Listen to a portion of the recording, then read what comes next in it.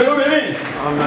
Et nous allons accueillir notre doyen, le pasteur Charles, qui va donner des conseils aux néophytes. Que le Seigneur bénisse. Gloire à Dieu. Nous sommes heureux avec vous ce matin. On est venu donc, comme on l'a dit, spécialement pour le baptême de nos frères et de nos sœurs. Et le message va s'adresser d'une manière générale, d'une manière particulière d'abord à eux et ainsi à tous ceux qui ont fait l'honneur d'être présents. En tout cas, que Dieu bénisse pendant ce moment béni. Amen. Je tiens donc à remercier le pasteur Nyambo de toujours m'associer. Chaque fois qu'il y a cet événement de baptême, je me souviens l'année dernière, il m'a aussi associé. Donc merci beaucoup, jusqu'à son épouse. Nous prenons nos Bibles dans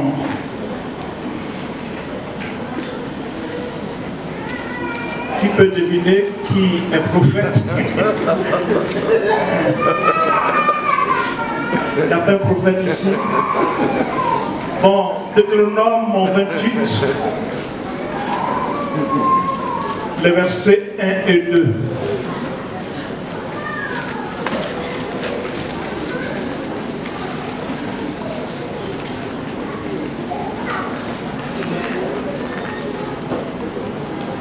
L'Ancien Testament, pour ceux qui ne sont pas habitués à la Bible.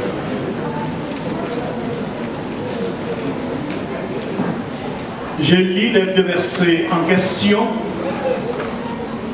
Si tu obéis à la voix de l'Éternel, ton Dieu, en observant et en mettant en pratique tous ces commandements que je te prescris aujourd'hui, l'Éternel ton Dieu te donnera la supériorité sur toutes les nations de la terre.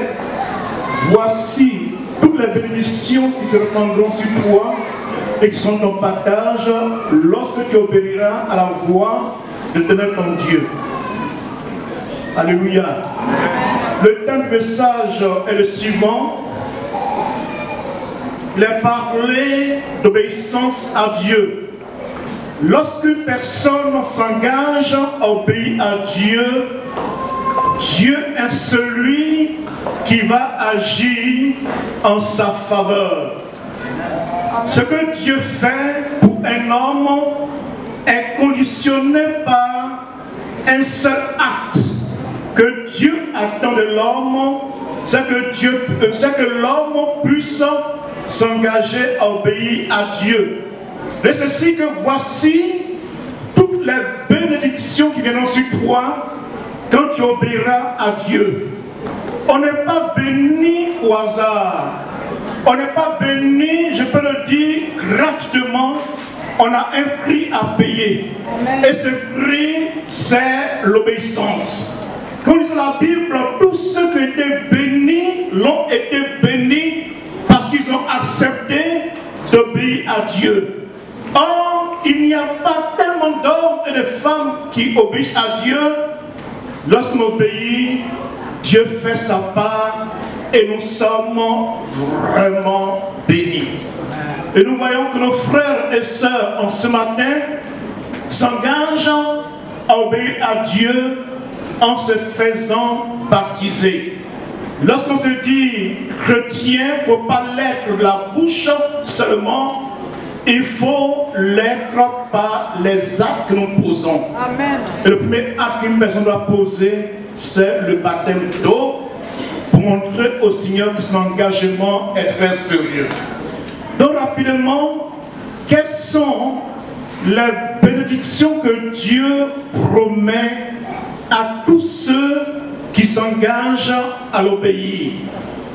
La première bénédiction, il y en a tellement, mais j'ai choisi quelques-unes dans Genèse. Genèse 21, verset 1. Dieu dit ceci à Sarah. L'Éternel se souvint de ce qu'il avait dit à Sarah et il accomplit pour Sarah ce qu'il avait promis.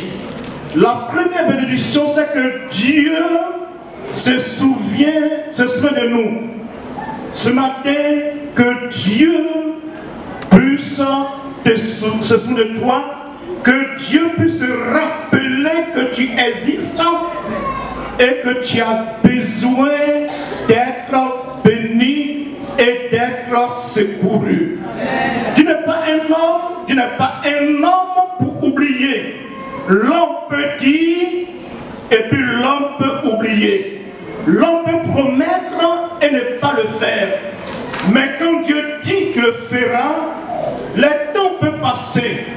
Les choses peuvent changer en chemin, mais ce que Dieu a dit de sa bouche, sa main va toujours l'accomplir. Dieu est fidèle. Et dans sa fidélité, quelles que soient les années, quelles que soient les circonstances, il ne faut jamais douter un seul instant que Dieu m'a dit. Et Dieu, quand il dit, il le fait. Il y a une chose qui te dit, ce que sa bouche a dit, sa main l'accomplit. Ce que sa bouche a dit, sa main l'accomplit. Et puis Dieu peut, il peut tout donner, il peut tout donner. En tout cas, le Dieu en qui nous croyons, le Dieu qui est mort et 3 jours après, s'il a vaincu la mort, chers amis, qu'est-ce qu'il ne peut pas vaincre dans ta vie cette terre? Dieu a vaincu la mort et l'a révélé par sa vie que après la mort, ce n'est pas fini, il y a quelque chose de glorieux qui arrive. Amen.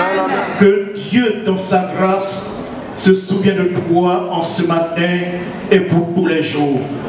Dans Acte 10, il n'est pas de connaître qui était un homme qui priait continuellement. Et un jour, un ange lui apparaît et lui dit ceci: Corneille, tes prières et tes offrandes sont montées vers Dieu et il s'en est souvenu. Souvent on a tendance à croire que nos prières n'arrivent nulle part. Le Dieu que nous prêchons, que nous croyons, est un Dieu qui répond à la prière, est un Dieu qui agit en fonction de ce que nous lui demandons. Que Dieu dans sa grâce entende tes prières et exauce tes prières. Deuxième bénédiction, nous allons vite parce que nous voulons passer après à l'essentiel. Deuxième bénédiction, dans Genèse 25, verset 8, dit ceci: Abraham expira et mourut après une heureuse vieillesse, âgée et rassasiée de jours. C'est-à-dire, après une heureuse vieillesse. Très souvent les gens, lorsque la nouvelle annonce dit que Dieu te donne une longue vie. Mais à quoi sert d'avoir une longue vie si c'est une vie de misère et de problèmes? Il y a des gens, il y a des endroits, je ne dis pas des noms, des pays où la vieillesse n'est pas une bénédiction. C'est-à-dire, il ne faut pas chercher dans ce pays-là ou dans ce pays être vieux. Parce que quand tu es vieux, c'est vraiment que tu es maudit. Pourquoi? Tu as beau être âgé, mais à ton âge très avancé, on te met dans un endroit et personne, tes enfants même t'oublient, ne viennent pas te voir. Et c'est quand tu meurs qu'ils viennent pour l'héritage. Il y a une personne, une dame, une vieille dame, qui était dans cet endroit en question, je ne dis pas le nom, et voici qu'elle sentait qu'elle allait mourir. Ces personnes qui s'occupaient d'elle appellent sa fille pour dire: ta maman veut te voir avant de mourir. Elle n'est pas venue. Et sa mère est morte. Et c'est après la mort de sa maman qu'elle est venue voir quel héritage qu'elle a laissé. Voyez, il y a des personnes vieilles qui font pitié à voir. C'est-à-dire, ils ont mis des enfants au monde, mais des enfants qui les ont mis au monde sont un malheur pour eux. Parce qu'à la fin de leur vie, aucun de ces enfants ne s'intéresse à elle. Et il y en a aujourd'hui une expression qui n'est pas bon d'utiliser, la vieille mère. vieille mère. C'est pas gentil, tu appelles moi vieille mère. C'est méprisable, vous voyez. C'est-à-dire que toi, tu es périmé.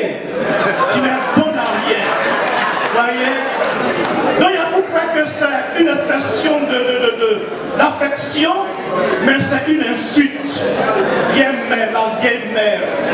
Vous savez, dans le pays où je viens, l'expression est utilisée par les voyous, hein, les voleurs. Lorsqu'ils veulent te plumer, te dépouiller, ils disent vieux père. Il faut t'attendre à ce qu'il te fasse. Voilà. Ça dit, quand tu es vieux, tu ne comprends rien, tu vas se comprendre. Donc c'est l'expression qui n'est pas bon pour ceux qui parlent bien le français. Il ne faut pas appeler ton papa vieux père. C'est-à-dire que toi tu es périmé, tu ne comprends rien, tu ne vas pas. Vous voyez,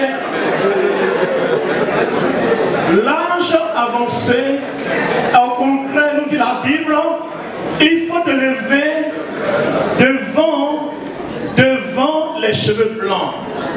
Avoir les cheveux blancs n'est pas donné à n'importe qui. Et puis il y a des hommes qui ont eu la grâce d'avoir des cheveux blancs, je ne parle pas d'une manière précoce, mais d'une manière réelle, et qui se noissent les cheveux. Mais tu fais pitié. Toi tu as eu la chance d'avoir des cheveux blancs et tu noircis ça encore. Pour faire croire que tu es jeune. Mais sois toi-même. Parce que beaucoup ont voulu atteindre l'âge que tu as, ils n'ont pas atteint cela. Dépasser la soixantaine, tu es rentré dans la vraie vie. On appelle cela en d'autres termes le grand âge, l'âge du respect. Que Dieu fasse que tu aies une vieillesse, mais une vieillesse heureuse. Troisième bénédiction, dans Genèse 39, de la l'égard de Joseph, ceci, il a dit ceci. Je vous lis verset 2. Verset 2.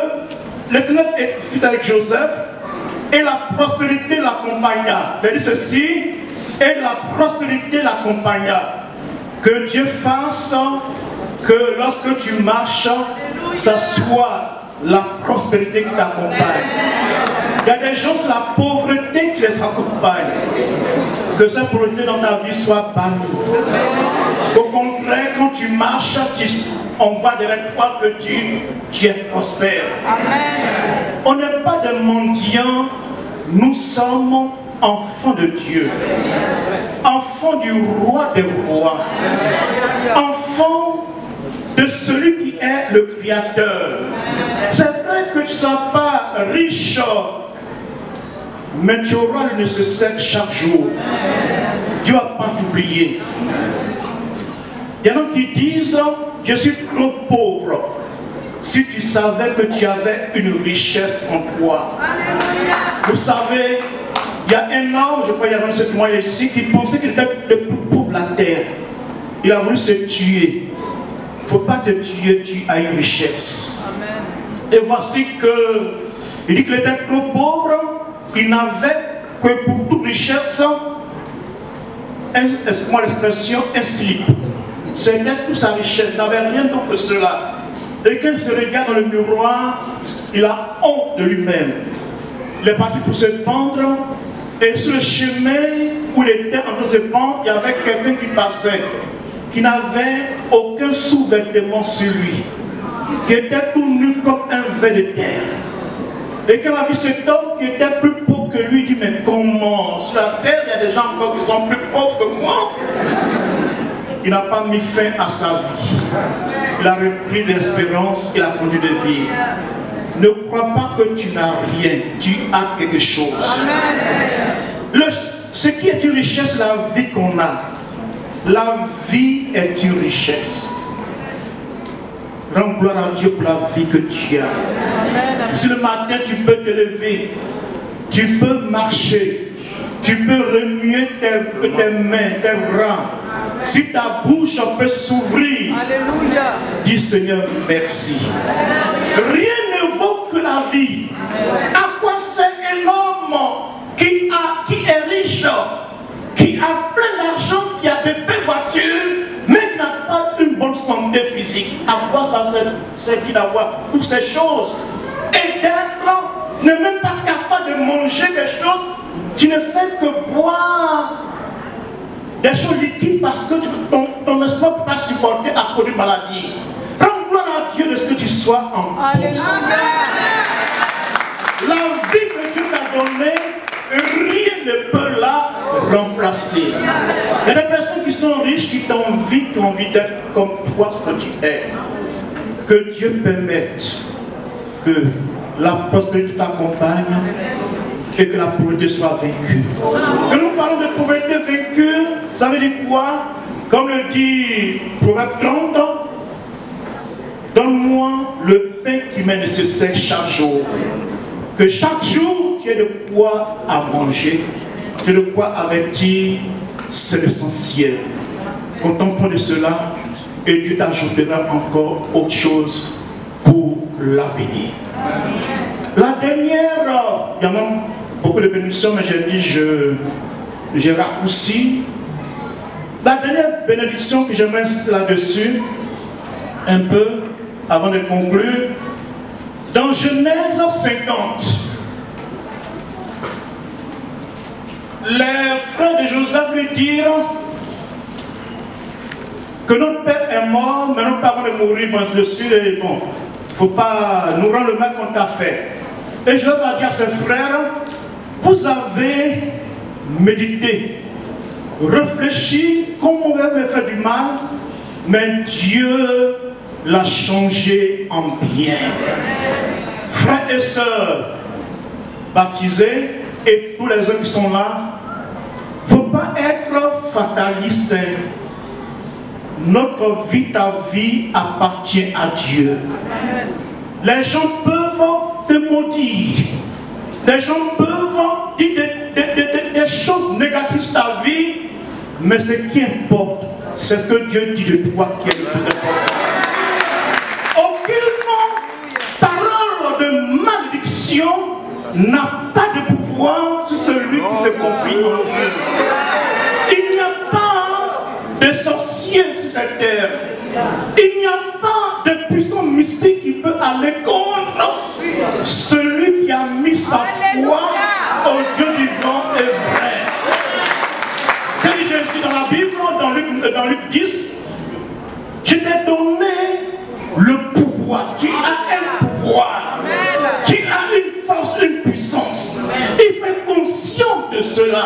Il y en a qui disent toujours, les démons m'attaquent, les sorciers m'attaquent. Mais il faut renverser la chose aujourd'hui.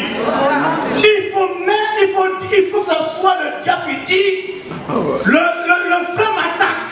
Alléluia. Il faut renverser la situation. Il faut mettre maintenant le trouble dans le camp du diable. Il faut que ce démons qui disent, Jacqueline m'attaque. Elle m'empêche de dormir. Parce que tu as la puissance. Amen. Que dit Jésus? Je vous ai donné le pouvoir sur toute la puissance ennemie. Et rien ne pourra vous nuire. Amen. Tu as l'autorité. C'est toute puissance diabolique. C'est toute œuvre mystique. Quelles que soient les flèches de l'ennemi qui viendront contre toi, il y a une barrière qui ne peut pas franchir. Je le dis non pas parce que la Bible le dit, ou bien parce qu'on nous a dit qu'il faut dire, mais ça fait 41 ans que je crois en Jésus, que ma vie lui a été donnée. Et quand je parle, quand je dis ce qu'un pasteur dit de prêche, il a vécu lui-même avant cela. Quand nous disons qu'il n'y a aucune puissance qui peut aller contre la puissance de Dieu. Quand Dieu a mis son décret sur ta vie. Vous savez qu'un décret présentiel ne peut être annulé que par un autre décret et non pas par un arrêté ministériel. Or, c'est Dieu qui a décrété que voici les bénédictions qui vont être sur ta vie.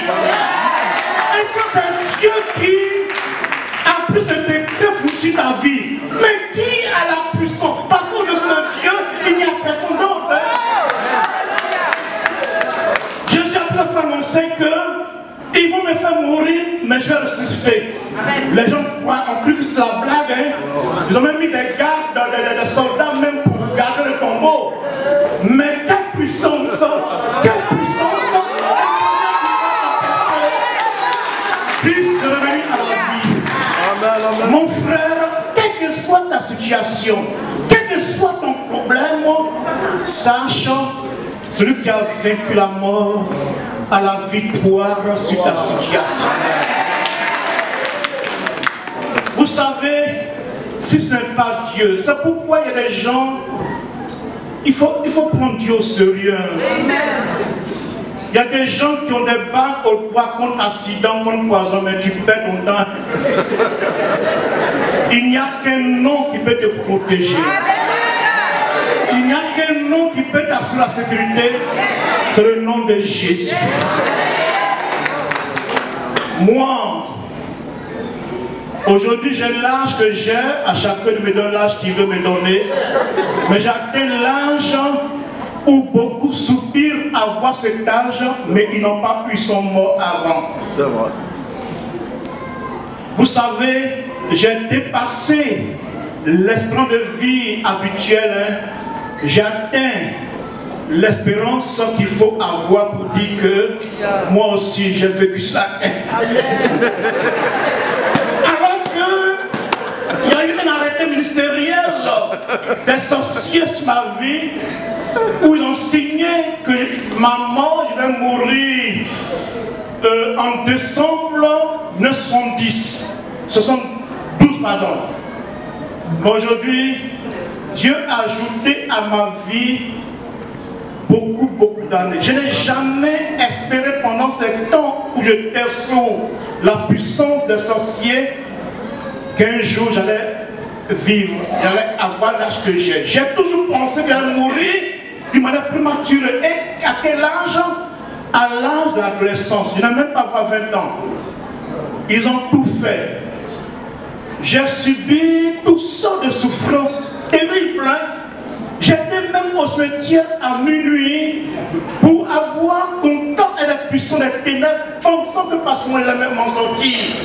Les sorciers m'avaient découpé. Bon, il y en a qui sont tellement cartésiens qui ne croient pas à ces choses, mais moi je l'ai vécu. Ils m'ont découpé d'une manière mystique en morceaux, ils ont vendu ma chair entre eux et demandé à n'importe quel sorcier, quand ça arrive à ce stade, je ne peux plus t'en sortir. Même si mes règles ne peuvent plus te laisser. Mais pendant qu'ils s'apprêtaient à mettre ma chair de manière mystique dans les sales bouches,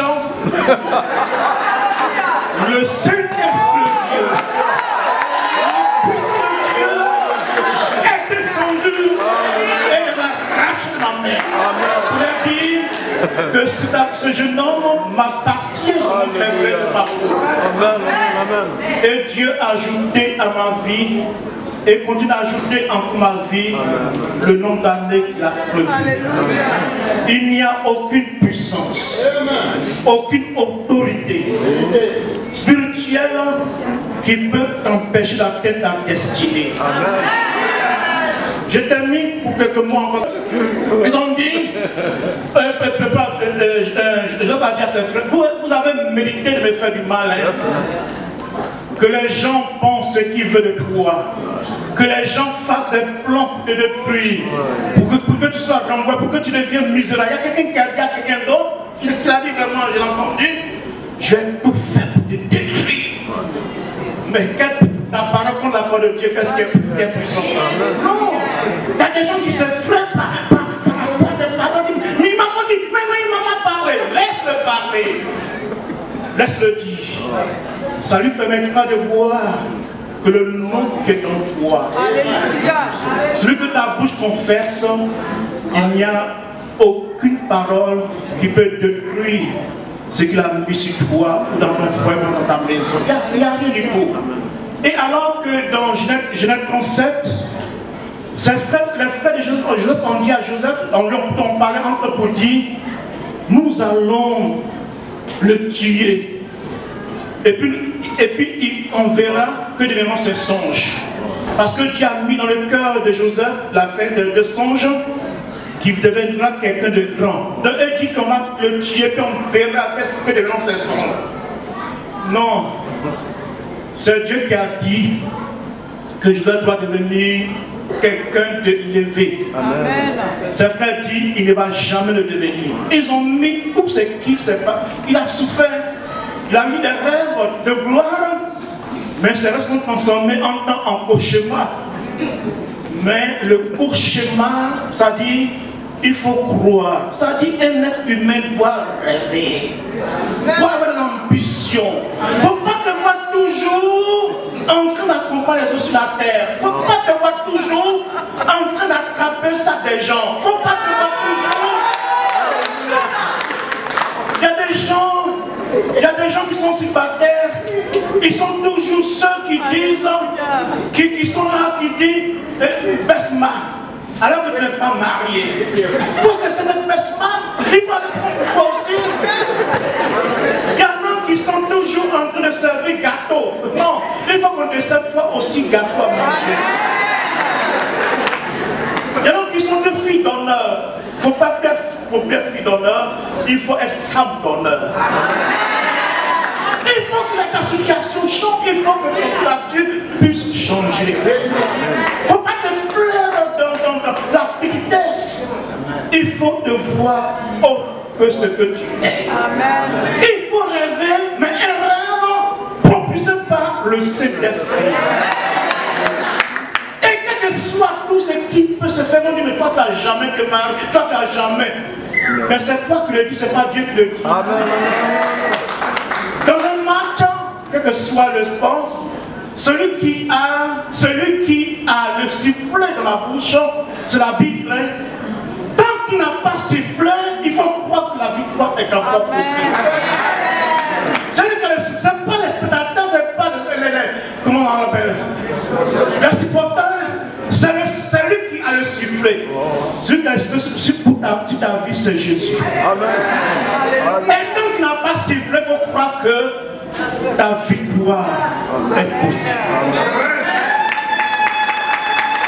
Lorsqu'on écrit un livre, il y a une introduction, il y a ensuite quoi? Un développement et une conclusion. Et puis lorsqu'on écrit une phrase, il y a la ponctuation, hein? Il y a virgule, il y a point virgule, mais le point final qui le met. C'est Dieu qui met le point final. Faut pas t'en faire si dans ta vie il y a des parenthèses. Ce n'est que des parenthèses, la phrase continue.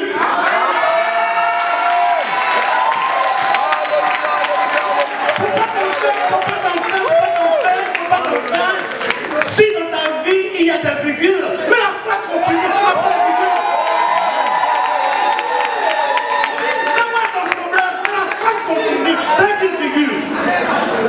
Laisse la phrase continuer. Et tu verras que quand Dieu écrit ta vie, il écrit de manière parfaite.